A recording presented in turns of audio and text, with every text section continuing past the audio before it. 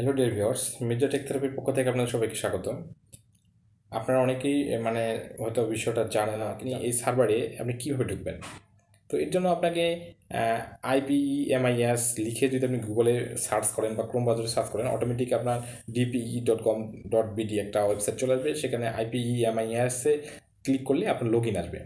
So log ইনে আপনি কী করবেন, আপনি যে ইএফটি একটা নাম্বার দিয়ে আপনার ইএফটি চালু করেছিলেন, সেই ইএফটি নাম্বারটা আপনি শুরুতে দেবেন। আর দ্বিতীয় পর্যায়ে যখন পাসওয়ার্ড চাবে, আপনি ফার্স্ট টাইম অবশ্যই 6টা শূন্য আপনাকে গনে 6টা শূন্য দিতে হবে।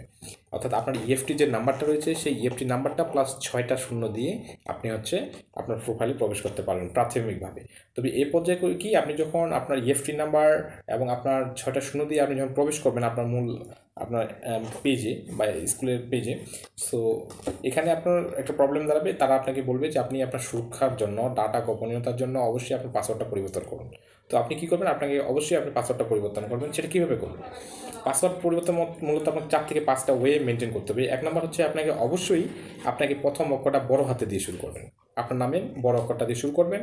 দ্বিতীয় নম্বর হচ্ছে আপনি অবশ্যই 2, 4, 6টা বা 3টা, 2টা, 4টা যে কয়টা পছন্দ হয় আপনি একটা নিউমেরিক সংখ্যা এখানে দেবেন আপনার পছন্দ মতো।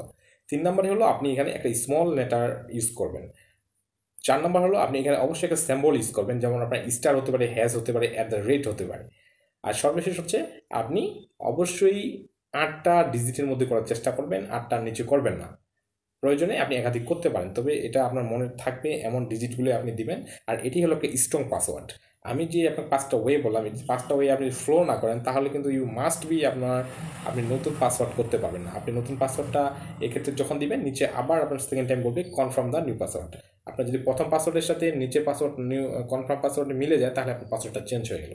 সো এক্ষেত্রে আপনি আপনার পাসওয়ার্ডটা সুন্দরভাবে লিখে রাখবেন, কারণ এমন জটিল পাসওয়ার্ড আপনার এখানে দেওয়া হয়েছে যে আপনি এটা মনে রাখা মুশকিল। আপনি আজকে দিলে 2 দিন পর ভুলে যাবেন আপনি, কারণ আমি সহ যারা আইসিটি খুব এক্সপার্ট, তারাও ভুলে যাবে, এটা স্বাভাবিক।